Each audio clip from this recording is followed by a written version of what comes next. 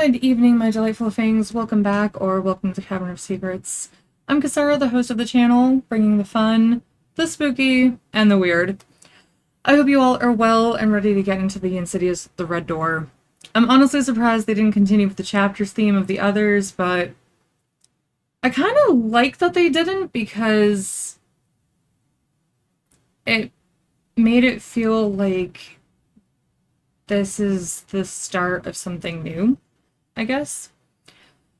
Just a precaution to those of you who may not be familiar with the franchise, there will be spoilers, so if you don't want anything ruined, I would strongly suggest stopping here and checking out the films. If you don't really care, continue at your own risk, because then I don't really care. If you don't care, I don't care. If you'd like a breakdown of the past films and you don't really remember them, but you'd like to kind of get a breakdown of the past films before we delve into this one, check out the little card above me where I reviewed them all and gave kind of a background of each one.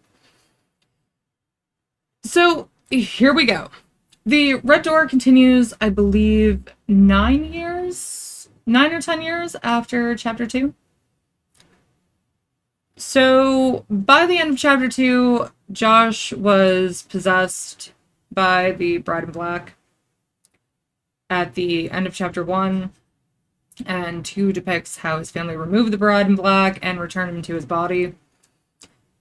At the end of Chapter 2, Dalton and Josh had their memories of the further removed, along with what had occurred with the Lady in Black, which caused some issues with his family.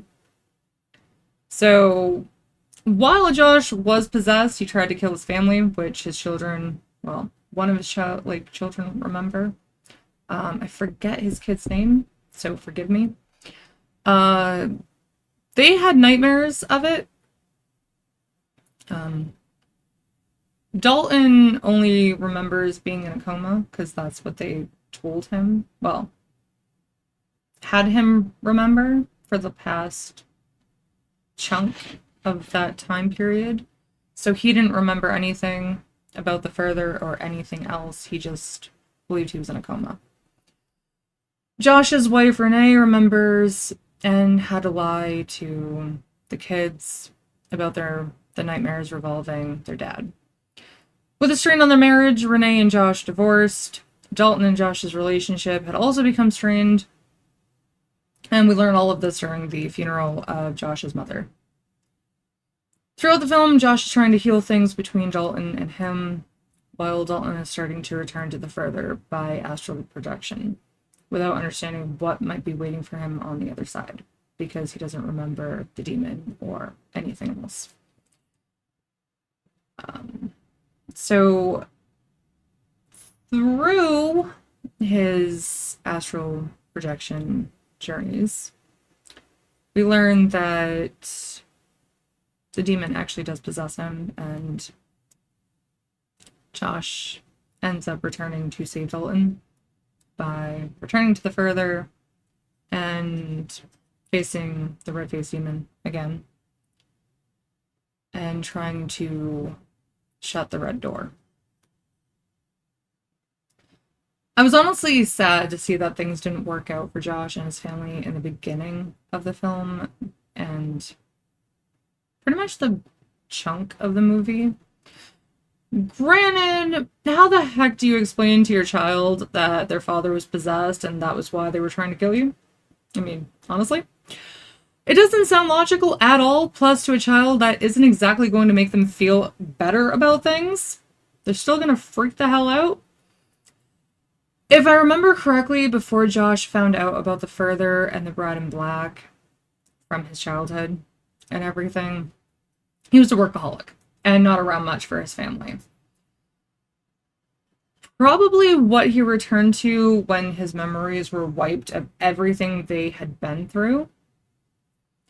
So I do wonder where they will go from here, since now he does remember everything, his family remembers everything, Dalton remembers everything. So I'm wondering how things are going to progress with the family. Are they going to heal? And grow from here. I also do wonder if they're going to make another one.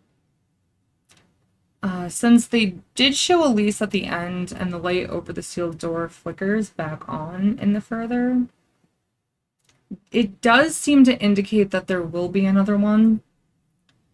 I'm just not sure where they're going to go. I've been wanting to see what happened to that girl Allison at the end of chapter 2 and her family. I kind of want a spin-off TV show as well of Elise and Specs investigating strange occurrences with hauntings or possessions or both, especially with the further and more information on the further. It might be interesting depending on how it's done and how they can keep viewers' interest. For those of you who have seen the films, what did you think of the latest installment? What did you think of the films overall? Who is your favorite character? Everyone knows my favorite is Elise. Where do you think they'll go with the next one if they do make another one? Do you hope they'll make another one? Do you think they'll ever tell us about Allison and what happened to her? I know they kind of hinted that the red-faced demon was behind her possession or her coma, similar to Dalton. But they don't tell you more than that, and I really want to know if Elise helped her. I know Elise was already gone by that point, but I want to know if she was able to help Allison and her family. Thank you so much for watching and sticking around to the end. Next week, I'll be reviewing Cobwebs. I've heard mixed reviews of it. I don't know if it's any good. Let me know, for those of you that have seen it, what you thought of it. Did you like it? Did you hate it? What did you like about it? What did you hate about it?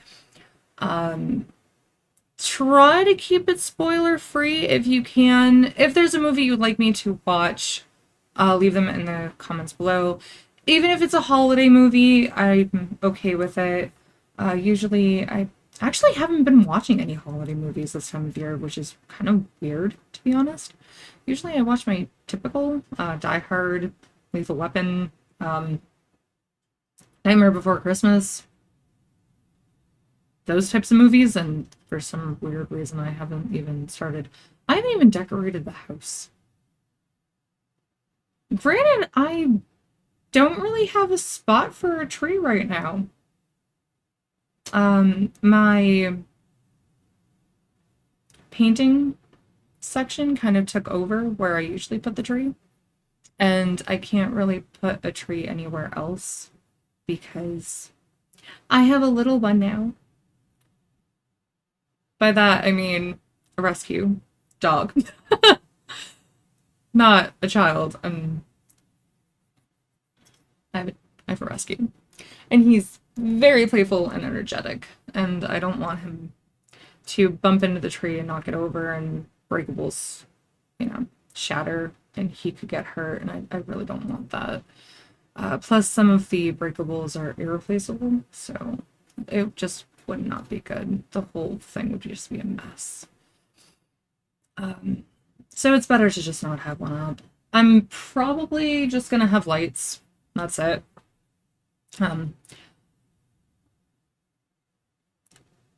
I think that's pretty much it for what I'm probably going to do for the holidays as far as decorating.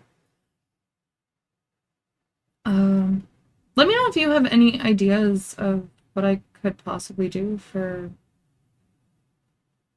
decoration ideas. I mean, I could probably get like a small tree and decorate it and put it somewhere. But I'm just not entirely sure where I could put it. I'll think about it. But thank you so much again, and thank you so much for the new subscribers. I do notice. Thank you for your support. It does mean a lot to me, and thanks for joining the Kingdom. It's a great group.